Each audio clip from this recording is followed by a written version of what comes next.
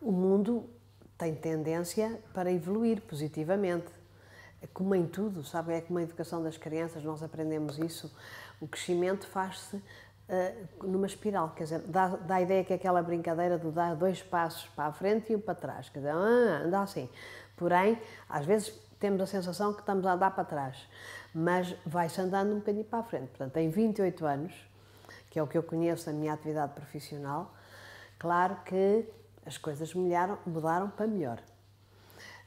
Falou na questão do género, aparecem muito mais mulheres em cargos de grande responsabilidade, veja em todos, veja os cargos governamentais, os cargos públicos, nas empresas também, e, portanto, o ambiente é um ambiente mais igualitário nesse aspecto, sem dúvida nenhuma.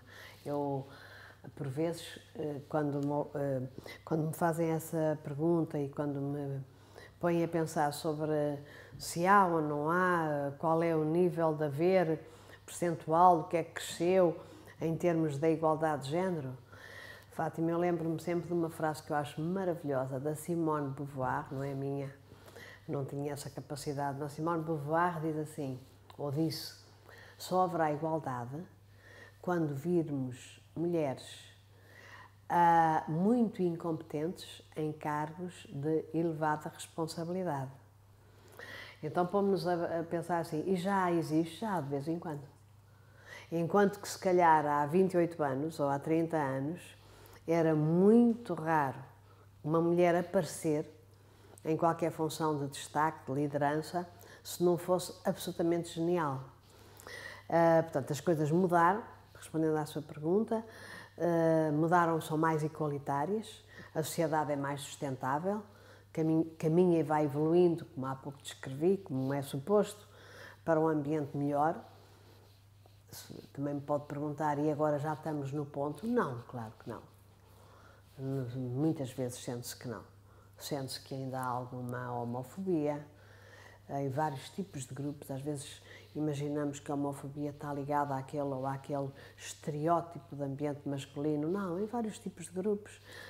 O ser misógino, isso vai haver sempre, porque isso é praticamente um desequilíbrio. Portanto, isso é daquelas coisas que é como um assassino, não vai deixar de haver assassinos.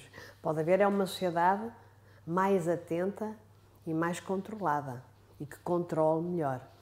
Mas as coisas, em quase 3 décadas, que foi aquilo que eu tive a oportunidade de olhar e de ver, foram mudando.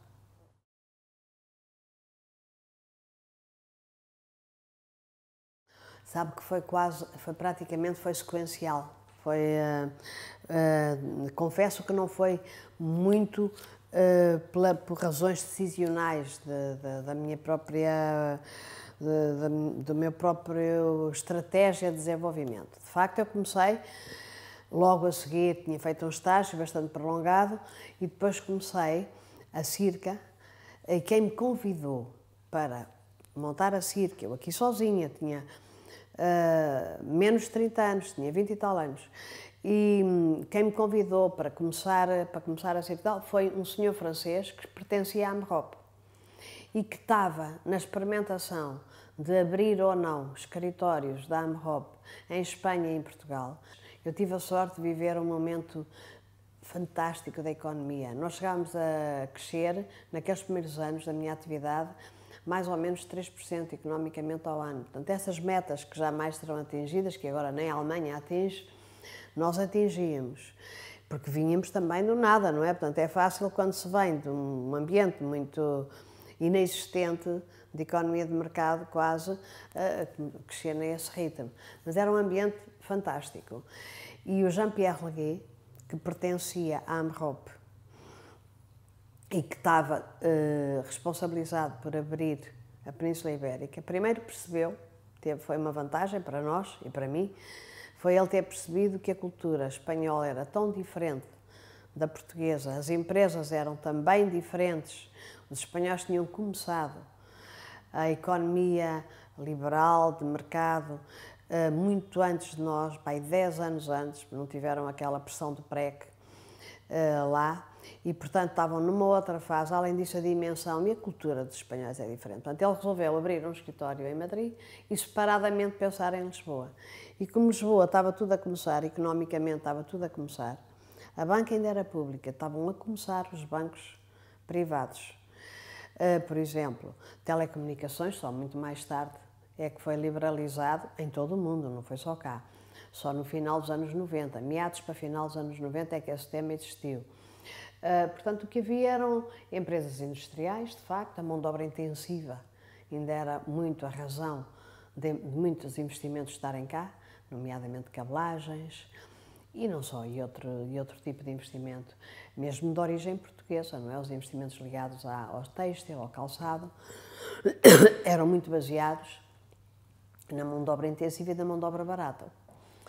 Mas havia muita atividade industrial, já estavam as multinacionais da área da saúde, as Big Pharma, na área do consumo, estavam todas cá, e como o fenómeno da globalização, que hoje provoca que as empresas globais tenham sedes para a Europa num país e depois têm pequenas estruturas, praticamente marketing e vendas localmente, pouco mais do que isso, e marketing pouco, é muito mais o go-to-market, a ida ao mercado localmente, e são estruturas pequenas. Antes não, os países tinham fronteiras, mesmo depois da nossa adesão, mas a fronteira económica ainda existia, não havia o euro.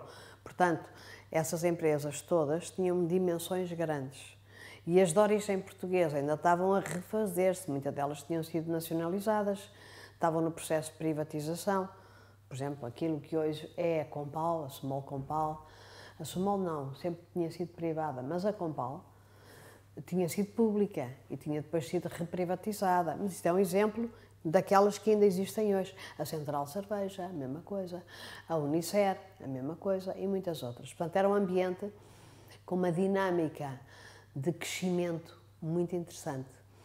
E, bom, o Jean-Pierre, perante isso, por um lado, dava a ideia que as coisas iam arrancar e que estávamos assim no princípio de um crescimento rápido. Ele teve essa percepção, mas a partir de quase nada, tudo era mínimo, havia muito poucas coisas. Portanto, ele percebeu, falando aqui com pessoas, falando com os nossos clientes internacionais da AMROP cá, que a dimensão tinha que ser pequena para acompanhar o ritmo de crescimento. E então não teve luz verde dentro da AMROP para abrir um escritório, porque não havia volume de economia suficiente, mas convidou-me a mim, super júnior, como deve imaginar, mas também era super júnior para um mercado super pequeno, portanto a coisa dava uma com a outra, para começar um projeto a que chamou Circa. Circa significava, foi ele que inventou, significava Société Internationale de Recrutement des Cadres.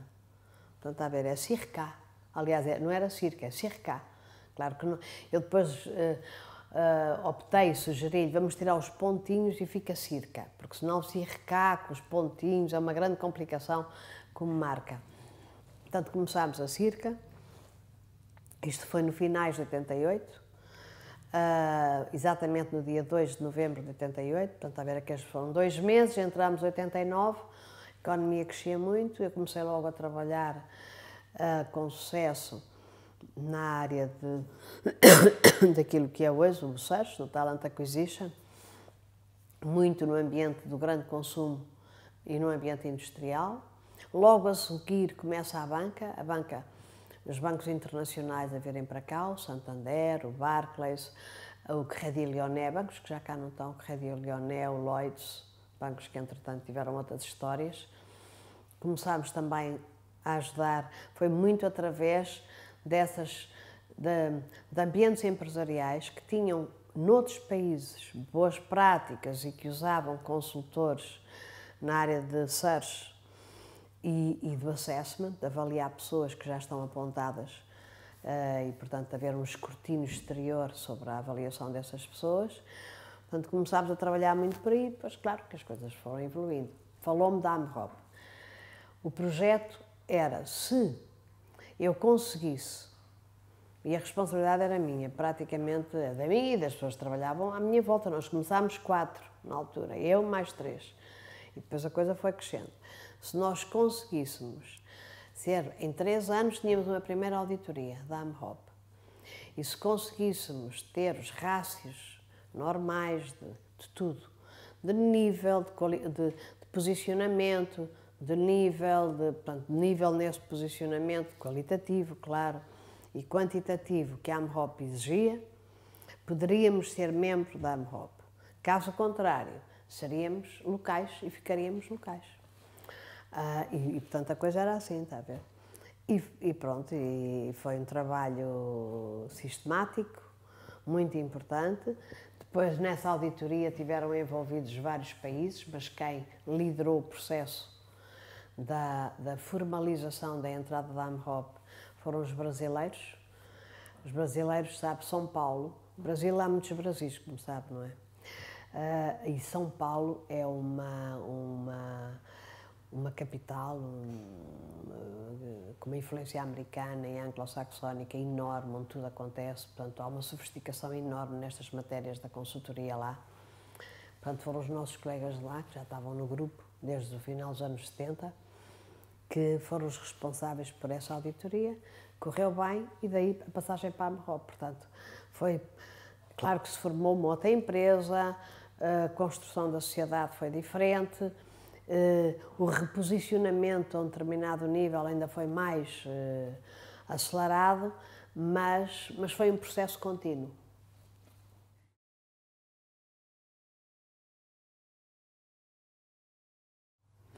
Algumas funções são parecidas com as de há 28 anos. Por exemplo, um CEO de uma empresa, sempre fizemos esse lugar.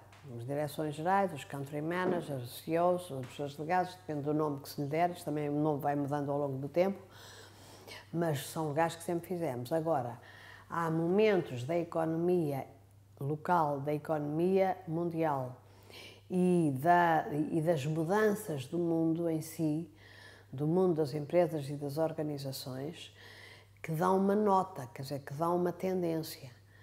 Vou especificar, Fátima. Hoje em dia, por exemplo, há um lugar que há 10 anos não existia, que é o Chief Digital Officer, por exemplo. Portanto, o responsável global da digitalização da organização, que pode envolver ou não, porque depois sabe que estes lugares, quando aparecem, têm fronteiras muito difusas. Quando eu comecei, a fronteira difusa estava no marketing. Havia imensa confusão sobre o que era o marketing.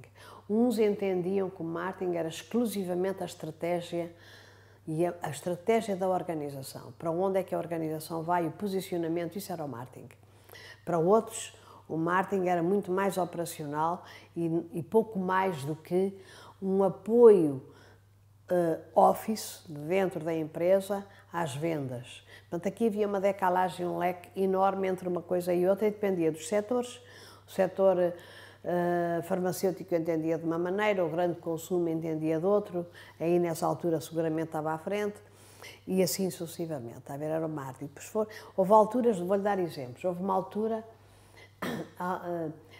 quando houve, e falando de crises, sabe, quando há crises já há assim mudanças. Como nós já sabemos, é como em tudo na vida. Quando houve a crise da mudança de milénio, aquele crash da Bolsa em 99, que na Europa se veio a repercutir, 2000, 2001, aquele problema enorme e muito ligado a fraudes financeiras, não é?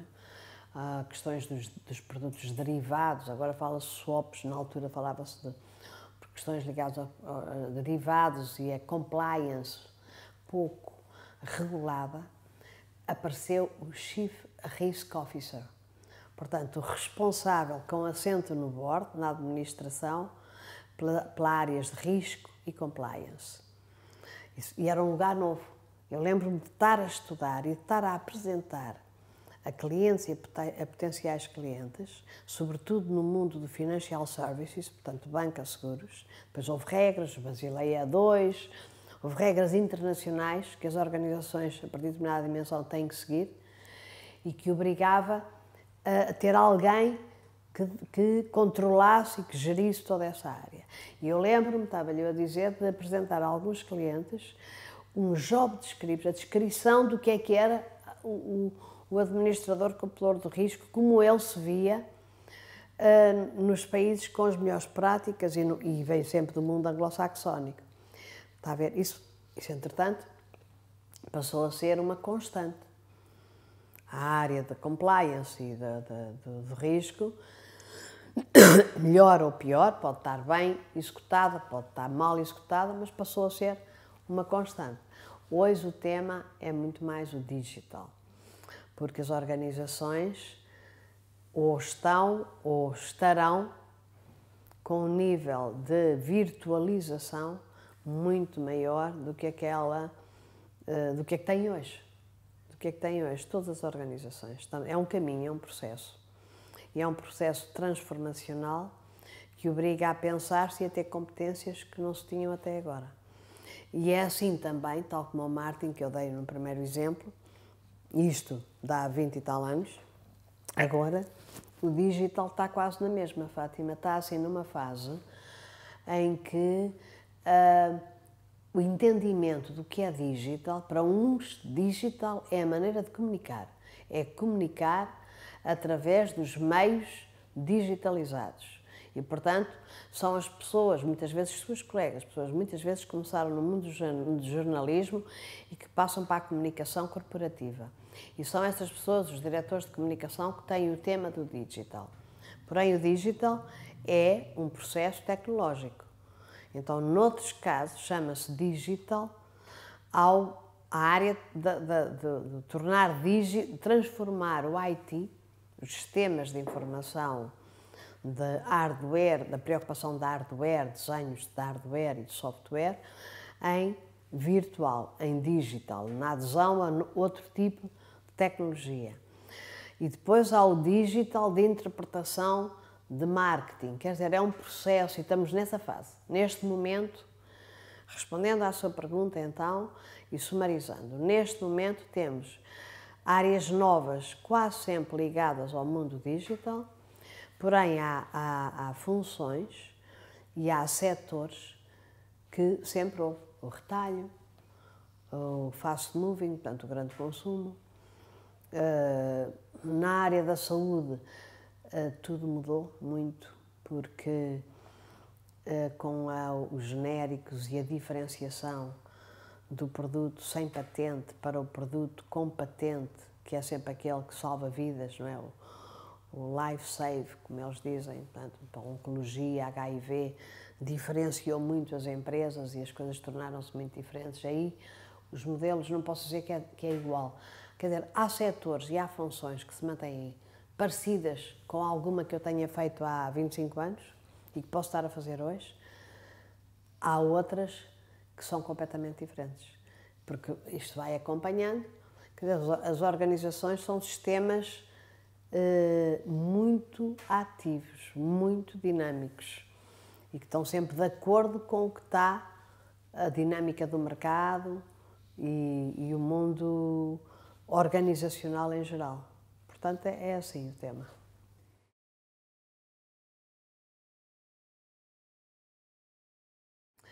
A jornalista que escreveu esse livro, que é uma senhora americana especializada e com imenso conhecimento mundial do Executive Search, quis conhecer partners das maiores organizações de search. Portanto, andou na Amhope e andou nas outras da nossa concorrência.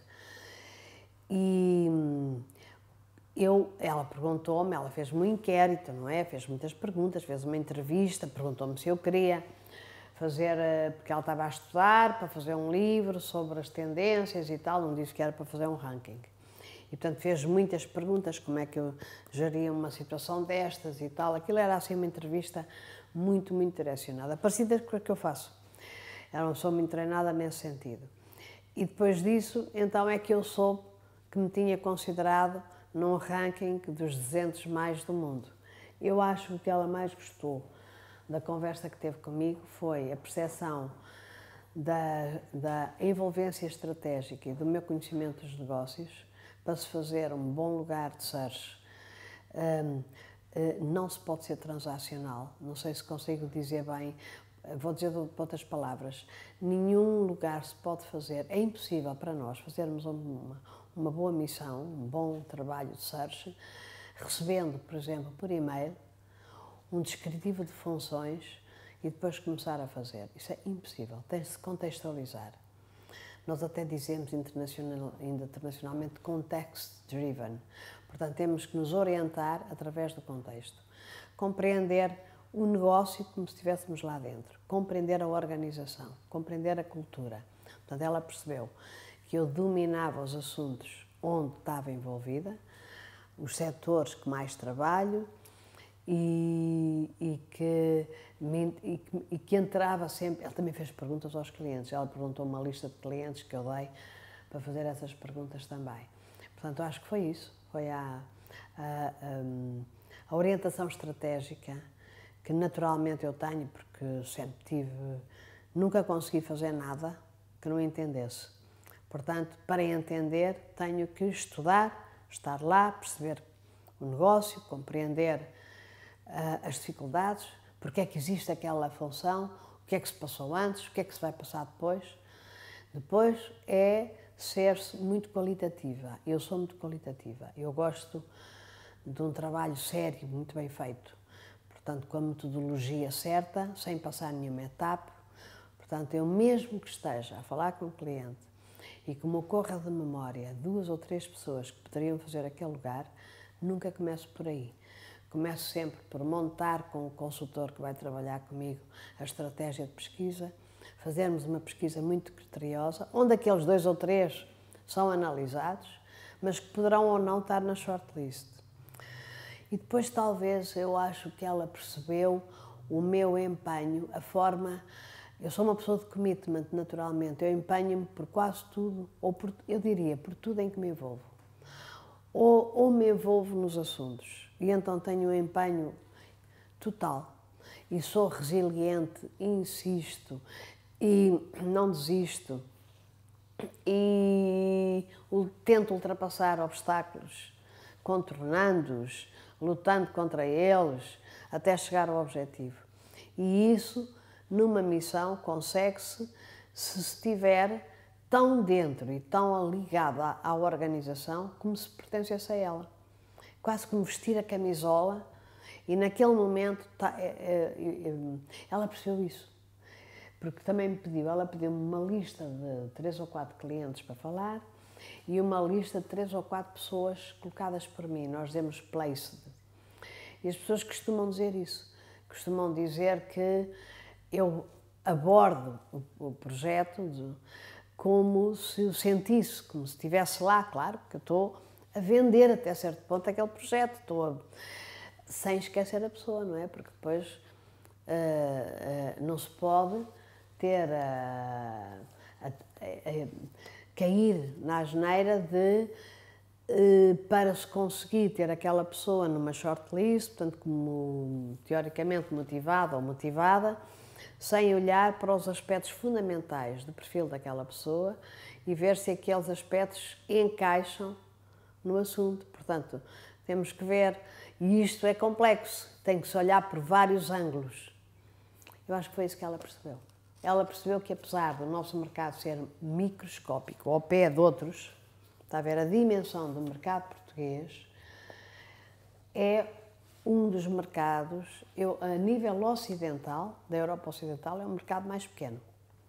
Porque podemos dizer assim, a Dinamarca tem 5 milhões de pessoas, pois tem, mas tem uma economia, não sei se são 5 ou 6 vezes maior que a nossa.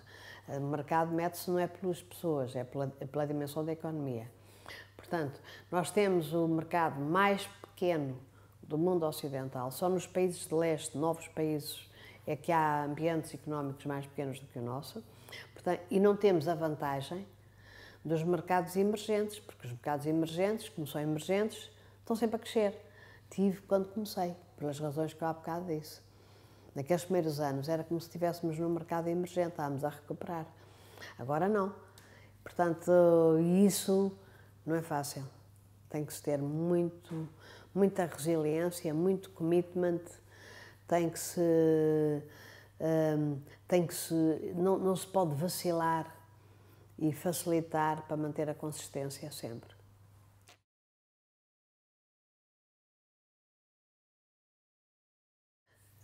Eu vou-lhe responder porque isso tem duas respostas. A primeira é uma resposta factual. Como é que o livro acontece agora?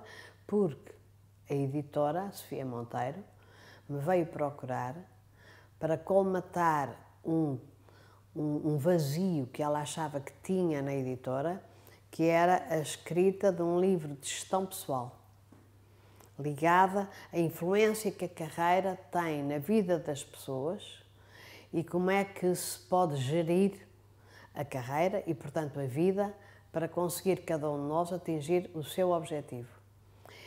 Portanto, ela falou-me nisso, deu-me um exemplo de um livro de um autor espanhol e outro italiano que eu li nas línguas de origem, não estão traduzidos nem em inglês nem em português,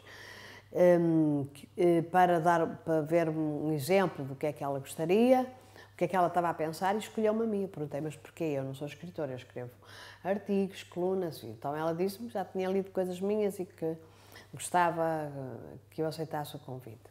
Portanto, o processo, a razão, o clique, porque agora foi exatamente isso. Agora, se virmos o conteúdo do livro, de facto, aí sim, eu acabo por, apesar de ter aqui uma pequena pesquisa bibliográfica, que nem sequer é pesquisa bibliográfica, são leituras que visitei, apesar de ter aqui, sei lá, 20 obras que folheei, fui ver outra vez coisas que tinha que recordar para comentar e para... Apesar disso, a maior parte de tudo que está aqui no livro são aquilo que eu aprendi nestes anos. O que eu aprendo com as pessoas, porque o tema do livro é sobre o nosso próprio desenvolvimento, a gestão de nós próprios. Portanto, são as pessoas. Eu falei até agora muito das empresas, não é das organizações, mas no conteúdo deste livro são as pessoas, Fátima. Aquilo que eu aprendo com as pessoas que entrevisto e que fui percebendo a relação causa e efeito dos seus atos, o que é que um determinado formação de base, em determinada universidade, conjugada com aquele tipo de experiência e aquele outro, deu acesso com um determinado desenho de perfil. E pessoas é que se realizam e que chegam exatamente ao momento onde queriam chegar, que não é para todos igual, é para todos diferente. E e porquê é que os outros não chegam? Onde é que está a razão maior do insucesso, neste caso, naquele? Portanto, foi a coleção de toda essa aprendizagem. Estive a fazer as contas, estivemos aqui, eu pedi também aqui ao meu assistente para fazer mais ou menos as contas, quantas pessoas é que provavelmente eu já entrevistei. Chegámos à conclusão que devem ter sido bem umas 40 mil. Portanto, foi a coleção de toda essa aprendizagem que eu tive através das pessoas, que eu aqui partilho para outras pessoas terem uma ferramenta para melhor se gerir. Mas isto acaba por ser sempre assim. Se perguntar a um médico como é que ele consegue chegar ao diagnóstico com mais facilidade, é através da coleção dos outros doentes que foi vendo e que foi percebendo a relação de causa e efeito. E, se calhar é sempre assim, mas pronto, estou a responder no meu caso o que é que eu senti. E os casos, não sei se viu que eu tenho muitos casos, muitos exemplos, e os casos que foi a Sofia, aliás, que me disse, ponha muitos exemplos. Eu tinha posto 4 ou 5 e ela pediu-me para eu acrescentar muitos mais. E estes casos são casos reais, nenhum caso destes não existe. Eu depois alterei determinadas peças para que, independentemente de alterar o nome, não é só o nome, não podia mudar de Manuela para Antónia e contar a história da Manuela, porque depois as pessoas que conhecem a Manuela iam chegar lá. Portanto, eu tive que alterar umas pequenas coisas, mas paralelas, está a ver? Em vez de ter o hobby da aviação, pois tinha o hobby de velejar, ou coisas assim deste género que eu achei parecidas. Mas São casos reais. São casos reais e que provam a teoria que eu estou anteriormente a abordar. Portanto, foi isso, foi partilhar com o público em geral, através de uma obra, de um livro, de não ficção, aquilo que eu aprendi e que constatei com as pessoas, com as mesmas pessoas. Quer dizer, eu partilho com pessoas hoje aquilo que aprendi das pessoas, mas que colecionei nessas aprendizagens.